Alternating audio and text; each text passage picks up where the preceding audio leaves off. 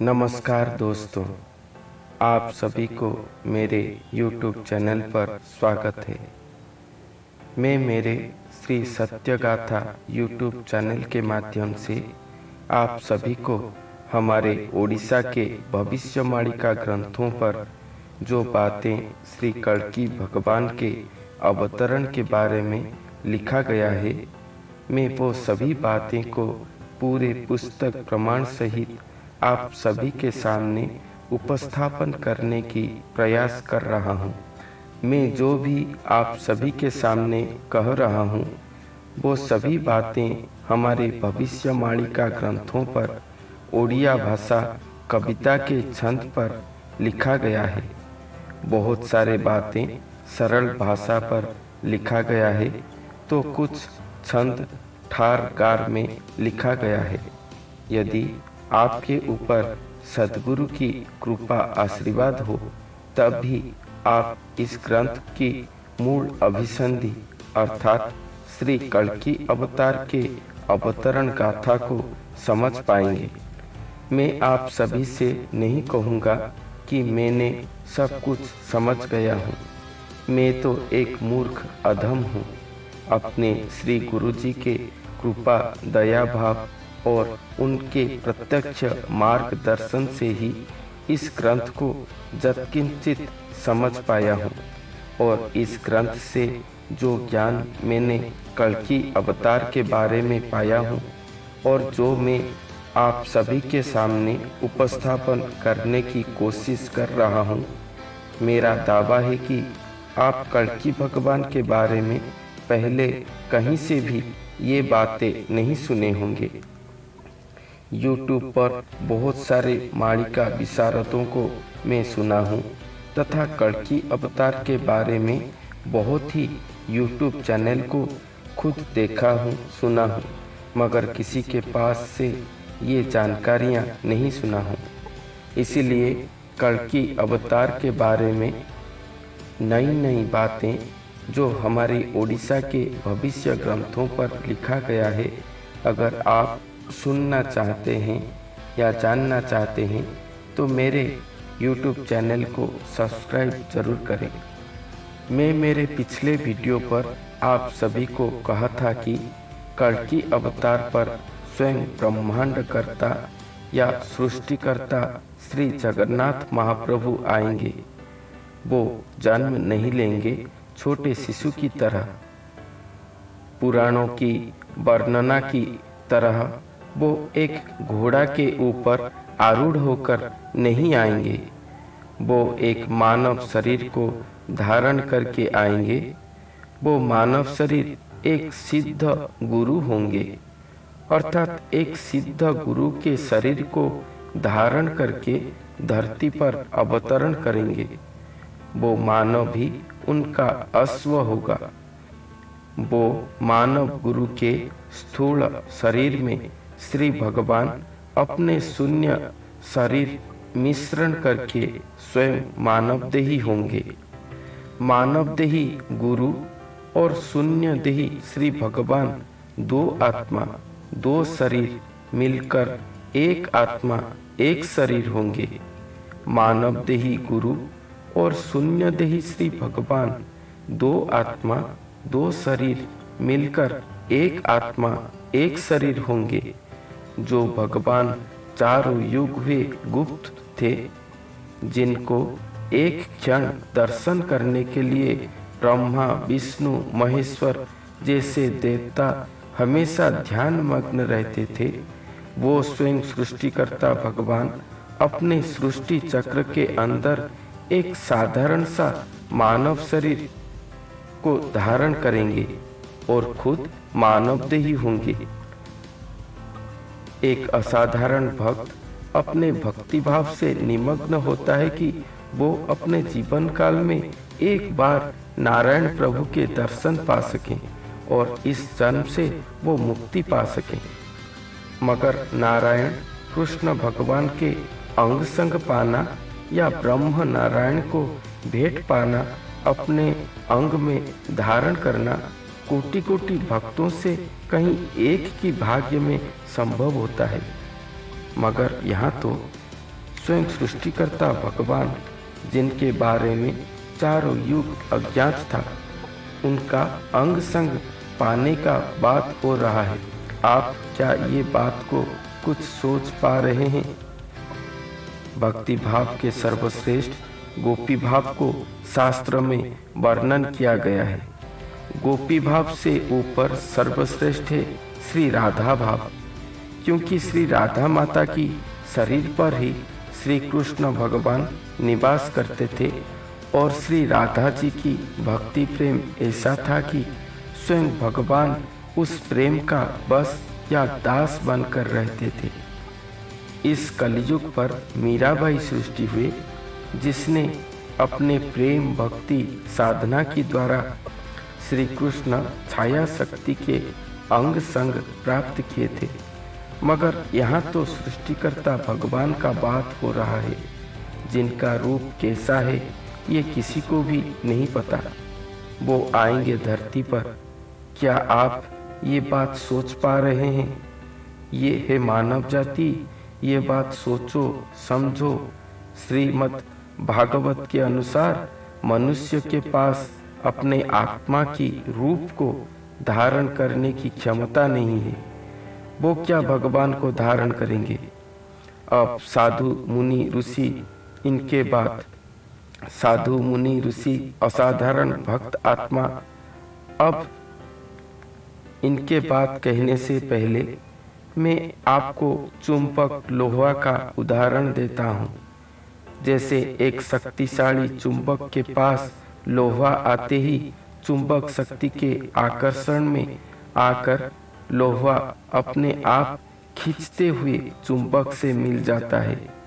जैसे बगीचे में लगे हुए आग के चारों ओर कीट पतंग उड़ते हैं, वो जानते हैं कि आग के पास जाने से वो जल जाएंगे, फिर भी वो आग की ओर उड़ते ही जाते हैं। ये उनका स्वभाव है। उसी तरह मुनि ऋषि भक्त आत्मा जन्मों जन्मों तक तपस्या करते हुए जब स्वयं नारायण भगवान के दर्शन पाते हैं, तो उनके आत्मा अपने आप शरीर त्याग करने की अभिलाष रखते हैं और उनके आत्मा अपने आप ही शरीर त्याग करके भगवान के चरणों में लीन हो जाते हैं। यही अप्रिय सत्य है हमारे साधारण असाधारण आत्माओं का गति। तो स्वयं भगवान को धारण करने की क्षमता क्या हमारे जैसे आत्माओं का है? ये आप लोग ज्ञानी गुणीजन विचार करो। बहुत सारे लोग कुछ साधना सिद्धि करके, कुछ शक्ति सिद्धि पाकर अपने आप को भगवान कहते हैं।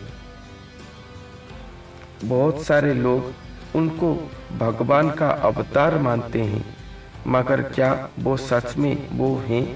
ये आप ही विचार करें। मैं तो आपको ये बताने की कोशिश कर रहा हूँ कि जिस मनुष्य गुरु की शरीर पर स्वयं भगवान अवतरण करेंगे, वो मानव कौन है? क्या वो हमारे जैसे साधारण मानव आत्मा हैं? उनके विषय पर महापुरुष अच्युतानंद जी के माणिका ग्रंथ जीव परम संहिता नामक पुस्तक पर लिखा गया है, जिसके ओडिया पंक्ति को मैं यहाँ उपस्थापन कर रहा हूँ। गुरुटी मानव शरीर अंशावतार कलेवर, गुरुटी मानव शरीर अंशावतार कलेवर, सेहिटी मोर भक्त हुई तो आगे कहीदेली मुहि, भकत नथाई विकार ता संगे एक अंग मोर, पाई आनंदे मज्जी थाई प्रभु भकत एक देही, क्षण हे भिन्न से नुहंती केही काहाकू न छाड़ती, गुपते रखिथाई नहीं गुपते प्रकाश करई, ताहाकू जेबे चिन्ही थांते किंपा अन्य दियों पूजन्ते। हमारे भविष्य मालिका ग्रंथों पर कहा गया है कि वो गुरु जो मानव शरीर है, वो श्री भगवान के अंश अवतार कलेवर हैं अर्थात वो गुरु हमारे जैसे साधारण मानव आत्मा नहीं है। वो राम, बलराम, परशुराम ऐसे अवतार श्रेणियों की तरह श्री भगवान का अंश अवतार अर्थात अंगजात अंश अवतार है। हम आप जैसे साधारण मनुष्य आत्माओं का सृष्टि श्री भगवान का पदरज धूलि से सृष्टि होते हैं। हम आप जैसे साधारण मनुष्य आत्माओं का सृष्टि श्री भगवान का पदरज धूलि से सृष्टि होते हैं। हमारे आत्माओं की गति श्री भगवान के पदरज धूलि से आरंभ होकर फिर वहीं पर पहुंचने तक ही है।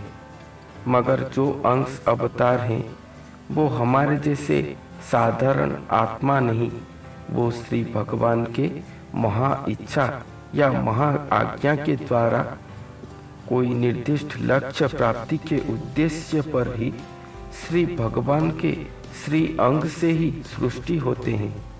इसीलिए तो उन्हें अंश अवतार कलेवर कहा गया है। वो गुरु स्वयं भगवान के अंश अवतार होकर भी अपने आप को प्रभु भगवान नहीं कहेंगे। वो गुरु स्वयं भगवान के अंश अवतार होकर भी अपने आप को प्रभु भगवान नहीं कहेंगे, बल्कि श्री भगवान के भक्ति प्रेम पर निमग्न हो जाएंगे। श्री भगवान यहाँ कह रहे हैं कि ये मानव गुरुदेही मेरा भक्त है और वो भक्त रक्त मांस का मानव देही हो तो क्या हुआ, उनके साथ मेरा कोई विकार भाव नहीं है। उनका अंग संग में लाभ करूंगा। प्रभु और भक्त एक देही एक आत्मा हो जाएंगे। एक क्षण के लिए भी दोनों के अंदर विच्छेद भाव नहीं रहेगा। कोई किसी को भी नहीं छोड़ेंगे। भक्त भगवान को अपने शरीर पर पाकर और भगवान अपने अंशावतार को भक्त रूप में पाकर इतने आनंद में निमग्न हो जाएंगे कि एक क्षण के लिए भी वहाँ विच्छेद नहीं रहेगा। स्वयं भगवान अपने अंश अवतार भक्त को गुप्त स्थान पर रखे होंगे, किसी को भी उनके पास नहीं पहुंचाने देंगे। स्वयं भगवान अपने अंश अवतार भक्त को गुप्त स्थान पर रखे होंगे, किसी को भी उनके पास नहीं पहुंचने देंगे। उसी तरह भक्त अवतार भी अपने शरीर पर स्वयं भगवान को पाकर उन्हें पूरे गुप्त करके रखेंगे। किसी के सामने प्रकाश नहीं करेंगे कि मेरे शरीर पर ही स्वयं भगवान है। महापुरुष अच्युतानंद कह रहे हैं यहाँ पर कि अगर हम मानव जाति वो मानव शरीर को पहचान जाएंगे तो अन्य कोई भी देवी देवता को पूजन करने की आवश्यकता ही नहीं है, क्योंकि स्वयं भगवान एक नर स्वरूपी गुरु के स्वरूप हुए हैं, अर्थात स्वयं जीवंत देवता हमारे बीच शरीर धारण किए हुए हैं। उन्हें भेंट पाने के बाद अन्य कोई देवता देवी को पूजन करने की अर्थ ही क्या है। दोस्तों, जैसे एक लोहा को पानी में डालने से वो डूब जाता है, हम छोटे नाव के द्वारा कुछ ही लोहा को ले जा सकते हैं, मगर हजार हजार टन की लोहा को पानी में लेने के लिए बहुत ही बड़ा जहाज की जरूरत होता है। उसी तरह हम जैसे साधारण आत्मा असाधारण भक्ति भाव से भगवान की कुछ कड़ा शक्ति आशीर्वाद को धारण कर सकते हैं, मगर हम स्वयं भगवान को धारण नहीं कर सकते। स्वयं भगवान कोटि कोटि कड़ा शक्तिधारी हैं। उनको धारण करने के लिए उनका ही अंश अवतार भक्त गुरु के स्वरूप में आएंगे। उनका लक्ष्य एकमात्र होगा कि स्वयं भगवान को धरती पर अपने शरीर पर ही धारण करना, यही लक्ष्य लेकर वो आएंगे। वो गुरु स्वयं भगवान का ही जात अंश है। जैसे पानी में पानी मिलाओ तो वो एक हो जाता है, मगर पानी में अगर हम मिट्टी मिलाएंगे तो वो क्या एक हो सकता है? उसी तरह हम जैसे साधारण या असाधारण भक्त आत्मा, जोगी मुनि ऋषि जैसे असाधारण आत्मा, हम आत्मा ही हैं। श्री भगवान के पद धूलि से सृष्टि हुए हैं। हम कैसे भला उनको धारण कर पाएंगे? हम कैसे भला उनको धारण कर पाएंगे या उनके साथ एक हो पाएंगे? उनको अपने अंग पर धारण नहीं कर सकते। ये बात हमें समझना चाहिए। यहाँ पर कहा गया है कि वो गुरु भक्त होकर रहेंगे, गुप्त होकर रहेंगे, किसी को भी अपना परिचय नहीं देंगे। अरे भक्त का स्वभाव ही है कि अपने आप को कितना न्यून करना, अपने आप को धूली कणिका से भी तुच्छ मानना। वो अपने आप को कितने न्यून किए होंगे, जिसके द्वारा कि वो स्वयं भगवान, जिनको चारों युग गए, हम जैसे आत्माओं की बात छोड़ो, स्वयं मुनि ऋषि उनका भी बात छोड़ो, देवी देवता उनका भी बात छोड़ो, ब्रह्मा विष्णु महेश्वर जैसे त्रिदेव वो भगवान नहीं देख पाए। वो भगवान, वो स्वयं सृष्टिकर्ता भगवान कलयुग पर आएंगे, उनका अंग संग एक साधारण मानव धारण करेंगे, तो उनको भक्ति भाव से वो कितना निमग्न होंगे कि, और अपने आप को कितना न्यून किए होंगे कि वो स्वयं भगवान को प्राप्ति करेंगे। अपने भक्ति से उनको बस करेंगे और उनको अपने शरीर पर ही धारण करेंगे। ये बात समझो तो वो भक्त और वो मानव थे ही, वो कैसे कहेंगे जो अपने आप को इतना न्यून कर होंगे, अपने आप को इतना भक्ति से निमग्न करते रखे होंगे कि वो कैसे कहेंगे अपने मुख से खुद को प्रभु या अवतार, कि मैं ही अवतार हूँ, मैं ही प्रभु हूँ। ये तो असंभव है। उनके अंग संग में स्वयं भगवान है और वो कहेंगे कि मैं भगवान हूँ, ये तो कभी भी नहीं हो सकता। उनका प्राण निकल जाएगा अगर वो ये बात कहेंगे। आप भारतवासी सद्गुणी जनों, ये बात समझो। आप भारतवासी सद्गुणी जनों, ये बात समझो।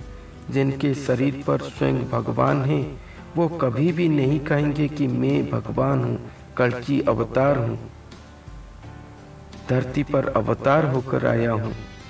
वो कभी भी नहीं कहेंगे। अगर कोई ये कहता है तो जान लो कि वो भगवान या अवतार नहीं, वो एक पाखंडी है, जो कुछ साधन शक्ति हासिल करके अपने औकात को ही भूल गया है। अगर कोई ये कहता है तो जान लो कि वो भगवान या अवतार नहीं, एक पाखंडी है, जो कुछ साधन शक्ति हासिल करके अपने औकात को ही भूल गया है। वैसे साधकों से आप दूर रहें और अवतार की अपेक्षा अपने घर पर ही करें। अपने भक्ति भाव को और भी जागृत करें। दोस्तों, मैं आप सभी के सामने कल्कि अवतार के सच्चाई को रख रहा हूँ। अगर आपको मेरे वीडियो अच्छा लगे तो लाइक जरूर करें। अपना मंतव्य कमेंट बॉक्स पर लिख कर दें। मैं आगे अपने चैनल पर कल्कि अवतार और वो गुरु के बारे में ऐसे नए नए तथ्य उपस्थापन करता रहूँगा। कल्कि अवतार के बारे में ऐसे नए नए अनसुनी बातें सुनने के लिए हमारे चैनल को सब्सक्राइब जरूर करें और बेल आइकन को जरूर दबाएं। फिर मिलते हैं अगले वीडियो पर। तब तक के लिए नमस्कार।